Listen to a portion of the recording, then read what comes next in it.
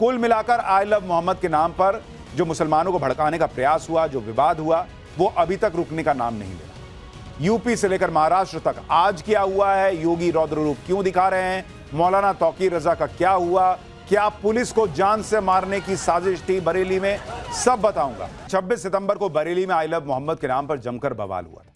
बरेली में सैकड़ों लोग आई लव मोहम्मद के नारे लगाते हुए जमा हो गए थे। दरअसल मौलाना तौकीर रजा ने मुसलमानों से आई लव मोहम्मद के मुद्दे पर प्रोटेस्ट के लिए कहा था और नतीजा यह हुआ कि भारी भीड़ जमा हो गई। उसके कुछ देर बाद ही पुलिस पर पथराव शुरू हो गया और पुलिस पर गोली तक चला दी गई। भीड़ को काबू करने के लिए पुलिस ने लाठीचार्ज किया और उस पर भी जमकर सियासत हुई। लेकिन अब बरेली में हुए हंगामे का सच सामने आ रहा है। पुलिस ने जो एफआईआर दर्ज की है उससे बड़ी साजिश का खुलासा हो रहा है, जिसके मुताबिक बरेली में हुए हंगामे में तौकीर रजा आरोपी नंबर 1 है। प्लान बनाकर साजिश के तहत हिंसा हुई थी, यह एफआईआर में लिखा है। तौकीर रजा ने कहा था कि शहर का माहौल बिगाड़ना है, चाहे इसके लिए पुलिस वालों को मारना ही क्यों ना पड़े। मुसलमानों को अपनी ताकत दिखानी है। इस प्रदर्शन में अपराधियों को भी बुलाया गया था। प्रदर्शन में सिर तन से जुदा के नारे भी लगे थे। पुलिस पर अवैध हथियारों से फायरिंग की गई थी। पुलिस वालों से डंडे छीन के हमले हुए। पुलिस पर पेट्रोल बम से भी हमला किया गया। पुलिस कर्मियों पर धारदार हथियारों से हमला हुआ। पुलिस को बड़ी संख्या में अवैध हथियार बरामद हुए हैं, जिसका इस्तेमाल पुलिस पर हमले के लिए किया गया था।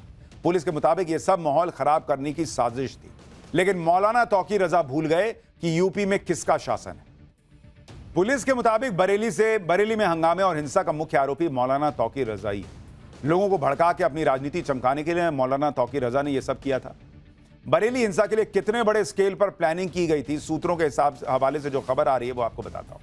दंगा भड़काने के लिए 40,000 लोगों को बुलाने की तैयारी थी। 5 थाने जहां मामले दर्ज हैं, वहां करीब 390 मस्जिदें हैं। हर मस्जिद में 100 लोगों को जमा करने का प्लान था। जुमे की नमाज के बाद इस्लामिया कॉलेज ग्राउंड जाने का प्लान था।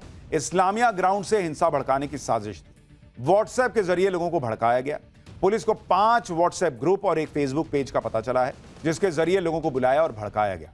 हंगामे की प्लानिंग करीब 7 दिन पहले से शुरू हो गई थी। हिंदू इलाकों तक हिंसा फैलाने की साजिश थी। रामपुर, मुरादाबाद और बिजनौर से लोगों को बुलाया गया। पुलिस ने इन सारी साजिशों को नाकाम कर दिया। सोचिए अगर यह प्लानिंग सफल हो गई होती, जैसा दावा किया जा रहा है, तो बरेली में क्या माहौल होता और क्या नैरेटिव सेट हो रहा होता। लेकिन पुलिस ने ऐसा कुछ नहीं होने दिया और हंगामे करने वालों को लाठियां मार मार के खदेड़ दिया। खुद सीएम योगी ने कहा कि जो भी उत्पात करेगा उसकी डेंटिंग पेंटिंग की जाएगी। आप देखिए कि बरेली में हुए हंगामे के बाद पुलिस लगातार एक्शन ले रही है। पुलिस ने मौलाना तौकीर रजा को गिरफ्तार कर लिया।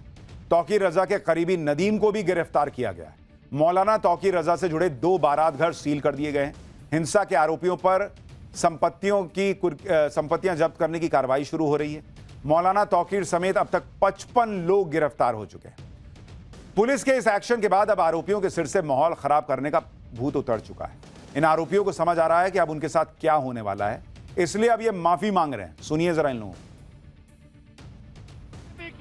अफसोस है, माफी मांगते हो?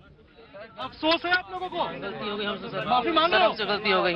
आपसे करोगे ऐसा कभी? नहीं, कभी नहीं करेंगे। किसके कहने पे ऐसा किया था? क्या कोई मैसेज आया था व्हाट्सएप ग्रुप पे? क्या आया था? कैसे पता चला था तुमको कि इस्लामिया ग्राउंड में जाना है? सर गलती हो गई। गलती हो गई, कैसे पता चला ये बताओ, कैसे पता चला था? गलती अब करोगे आज के बाद तुम लोग? नहीं करेंगे। इसीलिए मैं बार बार कहता हूं कि ये देश इतनी तेजी से आगे बढ़ रहा है, हिंदू हो, मुसलमान हो, सिख हो, ईसाई हो, सब कुछ तरक्की में जुड़ना चाहिए। नेता, सियासतदान ये मिलकर भड़का देते हैं और फिर जब ये सब होता है तो इनके घर वाले ही ना परेशान होंगे। बॉस, सर तन से जुदा के नारे लगाने पे आपके ही घर वाले परेशान होंगे ना जब आप अरेस्ट होइएगा। पुलिस के मुताबिक बरेली में जो हंगामा हुआ, हिंसा हुई, उसके लिए मौलाना तौकीर रजा जिम्मेदार है और तौकीर रजा के कहने पर उसके सहयोगियों ने प्लान बनाया। बरेली हिंसा के मास्टरमाइंड के बारे में बताता हूं। सूत्रों के मुताबिक मौलाना तौकीर के करीबी डॉक्टर नफीस और नदीम खान ने साजिश रची। डॉक्टर नफीस को तौकीर का राइट हैंड कहा जाता है। वहीं नदीम तौकीर के संगठन आईएमसी का जिला अध्यक्ष रहा है। नदीम ने नमाज के वक्त लोगों को व्हाट्सएप कॉल किया था, लोगों से हथियार लाने को कहा था जिससे हमला किया जा सके। मौलाना तौकीर और नदीम दोनों गिरफ्तार हो चुके हैं और नफीस के खिलाफ प्रशासन का एक्शन हो रहा है। देखिए रिपोर्ट। रजा के तमाम जो सहयोगी हैं, उनके जो ठिकाने हैं, उसके ऊपर भी कार्रवाई होती हुई नजर आ रही है। नफीस जिसका ऑफिस हुआ करता था बरेली के मेन चौराहे के पास, उसके ऊपर भी अब जो सीलिंग की कार्रवाई है वो शुरू हो गई है। उसके ऑफिस के नीचे जो तमाम दुकानें थी इनको भी देखिए अब यहाँ पर सील किया जा रहा है। क्या बताया गया कि ये सील करेंगे? कुछ पता नहीं सर अभी क्या चल रहा है यहाँ पे। तो आप लोग खाली क्यों कर रहे हैं अचानक से? सर हमसे खाली करने को कहा गया, बस ये बताओ। खाली करने को कहा गया। देखिए इनको खाली करने को कहा गया है और ऐसे ही तमाम दुकानें हैं, इन सभी दुकानों के ऊपर जो कार्रवाई है वो हो रही है। इन सभी दुकानों को सील करने की जो बात है वो निकल के सामने आ रही है। इसके ठीक ऊपर अगर आप देखेंगे तो ये डॉक्टर नफीस जो है, जो कि तौकीर का बेहद करीबी बताया जाता है, बाकी मुकदमों में भी इसका नाम है, उसका ऑफिस है और ये उन मार्केट का मुतव्वली भी है, ये कहा जा रहा है। आई लव मोहम्मद के जरिए मौलाना तौकीर रजा अपनी ताकत दिखाना चाह रहे थे। बरेली में लोगों को भड़काया, भीड़ जमा की, पुलिस पर हमला किया, गोली तक चलाई गई, ये आरोप लग रहे हैं। लेकिन ये सब करके भी मौलाना तौकीर मुसलमानों का समर्थन नहीं हासिल कर पाए।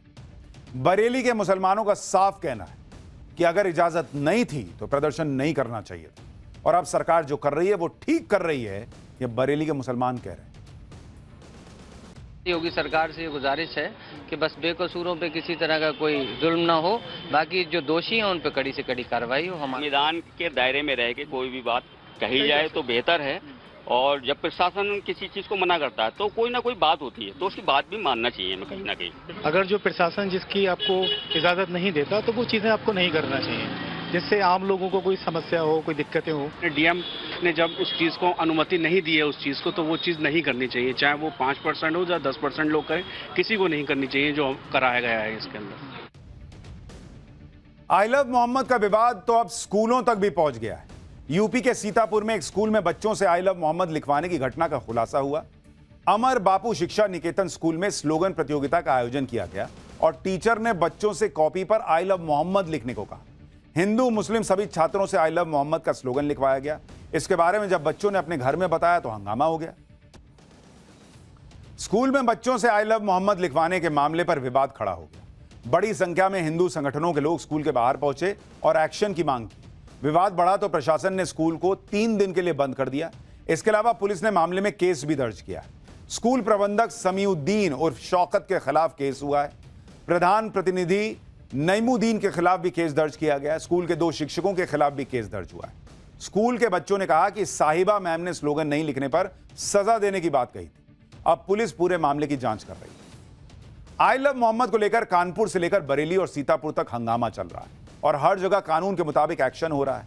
आरोपियों का ट्रीटमेंट चल रहा है। जिस आई लव मोहम्मद के पोस्टर को विवाद का मुद्दा बनाया जा रहा था, अब उसका जवाब आई लव योगी के पोस्टर से दिया जा रहा है। यूपी के कई शहरों में आई लव योगी के पोस्टर लगाए गए। इनमें यूपी पुलिस के लिए भी बधाई लिखी हुई है। जिस तरह से बरेली में साजिश को नाकाम किया गया, उसके बाद ये पोस्टर लगे। आप देखिए कि लखनऊ, वाराणसी और आगरा में आई लव योगी के पोस्टर लगे हैं। इसके जरिए मैसेज देने की कोशिश हो रही है कि यूपी में हंगामा और उत्पात नहीं चलेगा। सीएम योगी खुद कह रहे हैं कि यूपी में उत्पात करना नरक के रास्ते पर चलने जैसा है। सुनिए एक बार। अब ये डबल इंजन की सरकार है।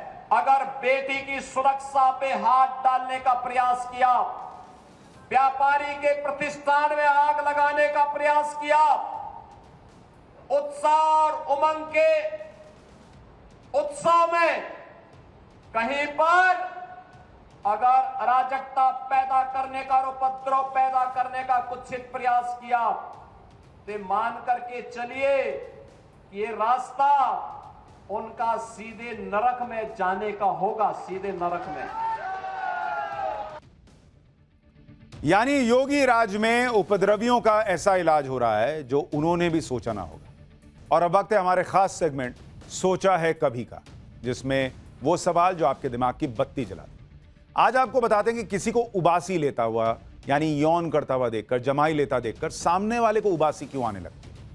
ऐसा अक्सर होता है कि जब हमारे सामने कोई उबासी लेता है, जमाई लेता है, तो हमें भी उबासी आने लगती है, नींद सी आने लगती है। दरअसल उबासी उन इंसानी बिहेवियर्स में आती है जिन्हें कई बार विजुअली कंटेजियस भी माना जाता है। मतलब सिर्फ उबासी की बात नहीं, कई ऐसे और बिहेवियर होते हैं जो सामने वाले को करता देखकर आप भी वो करने लग जाते हैं।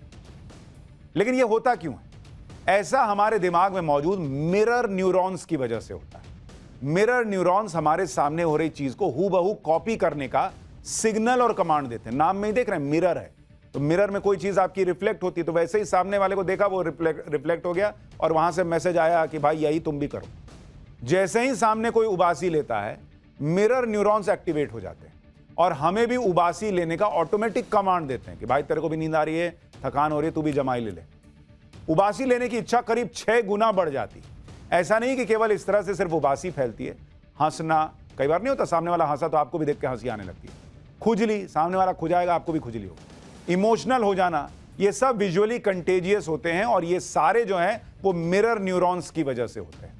आप ये भी देखिए कि मिरर न्यूरॉन हमारे लिए कितने जरूरी होते हैं, और इसे आप ऐसे समझ सकते हैं कि जब बच्चे पैदा होते हैं तो वो केवल हमें कॉपी करके ही सब कुछ सीखते हैं, और बड़े होते हैं इसमें मिरर न्यूरॉन की भूमिका बहुत अहम होती है, जिससे बच्चों को मैसेज जाता है कि अच्छा ये चीज़ करनी है, ये चीज़ ऐसे करनी है, ये चीज़ नहीं करनी। तो वही मिरर न्यूरॉन कहता है कि भैया आ गई जमाई।